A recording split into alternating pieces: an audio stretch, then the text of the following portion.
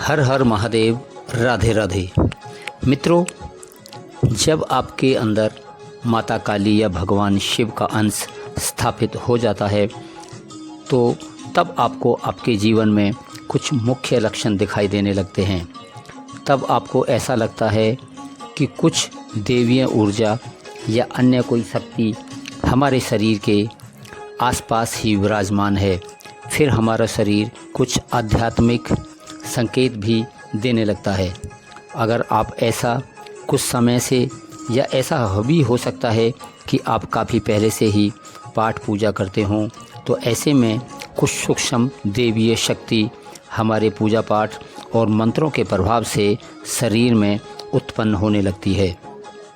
बहुत सारे भक्त तो ऐसे भी होते हैं जो एक साथ कहीं देवी देवताओं की पूजा भी करते हैं और ऐसे में उन देवी देवताओं की शक्ति भी हमारे साथ साथ चलने लगती है। और बहुत सारे भक्त भगवान शिव और माता पार्वती यानी शिव परिवार की पूजा, मंत्रोच्चार और आराधना करते हैं। ऐसे में भी शिव शक्ति की ऊर्जा हमें अपने संपर्क में ले लेती है और सदैव हमारे साथ रहने लगती हैं। मित्रों, जैसे कि आप सब जानते हैं कि 64 योगिनियाँ हमेशा माता के आदेश का पालन करती हैं और माता काली के आदेश के से ही भक्तों को माता की शक्ति का आभास कराती हैं। और ऐसे माता काली अपने भक्तों के सारे कार्य इन 64 योगिनियों से ही कराती हैं। और इसी प्रकार भगवान शिव के भी अपने दूत होते हैं, या हम ये भी कह सकते हैं कि उनके गण होते हैं जिनसे वो अपने कार्य कराते हैं। जब हम भगवान शिव की पूजा करते हैं, मंत्रोच्चारण करते हैं या शिव आराधना करते हैं, तो हम भी उनके गणों की शक्ति आ जाती है। और कई बार तो ये शक्तियाँ हमारे स्वप्न में आकर हमारा मार्गदर्शन भी करती हैं।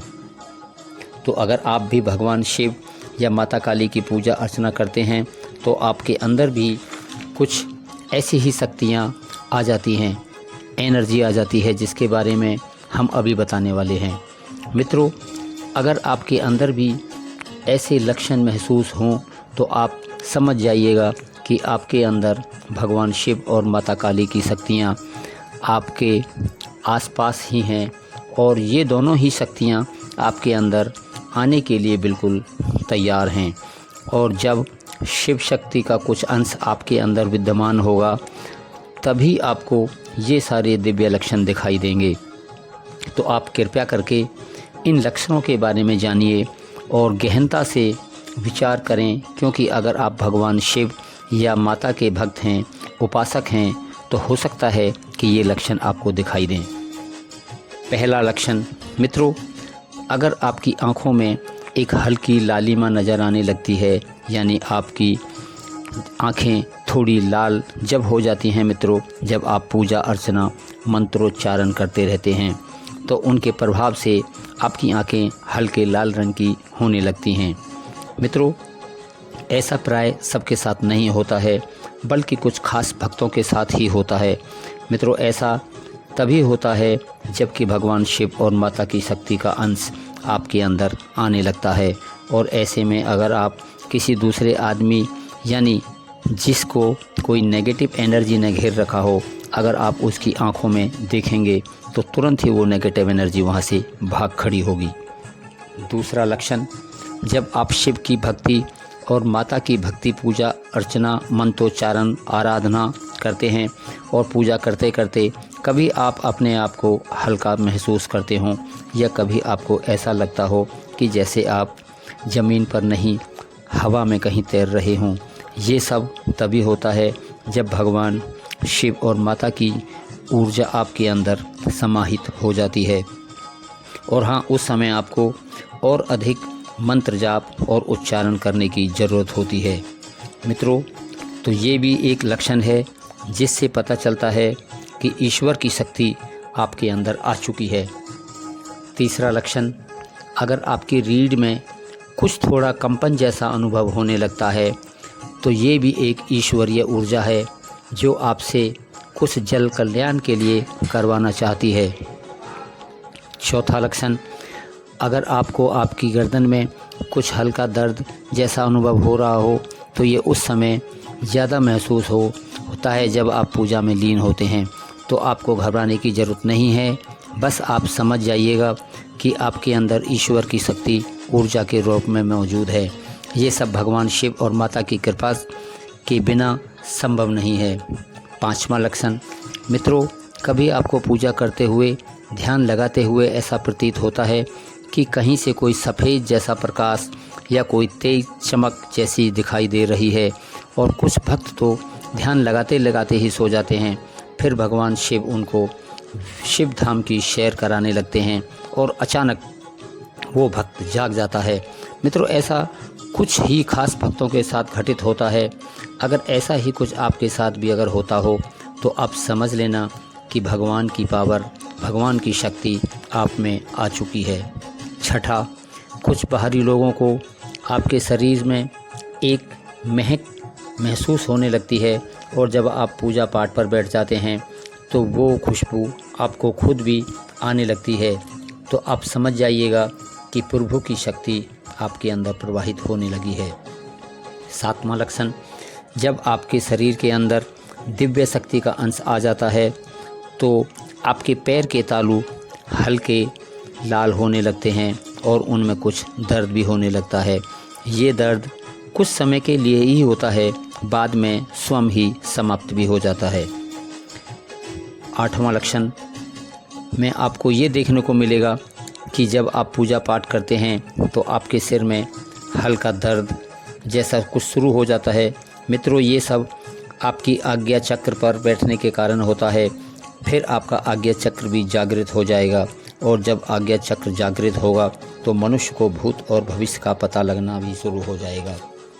साधक भक्त अपनी खुली आँखों से भी ये सब पता लगा लेंगे कि आप इन सब लक्षणों के आम लक्षण समझने की भूल मत करना। मित्रों, आप इन लक्षणों के बारे में किसी को भी बताना नहीं चाहिए। और हाँ, ये लक्षण केवल उन्हीं मनुष्यों को दिखाई देते हैं जिनके अंदर दिव्य शक्तियाँ विराजमान हो जाती हैं। 9वां लक्षण, मित्रों, इस लक्षण में अगर आपको पूजा करते करते कभी आँखों से कोई आंसू निकल आते हैं तो कहीं ना कहीं ये दिव्य ऊर्जा का ही एक संकेत होता है। 10वां लक्षण, अगर आप भगवान की पूजा कर रहे हैं, मंत्रों जाप कर रहे हैं, ध्यान लगाए हुए हैं, आराधना कर रहे हैं, और आपको उस समय आभास ही ना हो कि आपका मन करता है कि पूजा में ही बैठा रहूं, यहीं पूजा ही मैं करता रहूं, और एक अलग ही आनंद की अनुभूति होती है, मन में खुशी महसूस होने लगती है, तो आप समझ जाइएगा कि आपकी पूजा पाठ सही रास्ते पर चल रही है। आपके अंदर शक्तियाँ प्रवाहित हो रही हैं। ये शक्तियाँ आपको स्वप्न के माध्यम से भी दर्शन देती हैं। इन 10 लक्षणों में से अगर आपको 3 या 4 लक्षण भी मिल जाते हैं तो आप समझ जाइएगा कि दिव्य शक्ति आपके साथ साथ चल रही हैं। कभी कभी कुछ भक्तों के, साधकों के माथे पर, ठीक उसी जगह पर जहां हम तिलक करते हैं, वहां पर एक खिंचाव जैसा महसूस करते हैं। ऐसे आपको समझ जाना चाहिए कि ये दिव्य शक्ति आपका दिव्य दृष्टिकोण खोलना चाह रही है।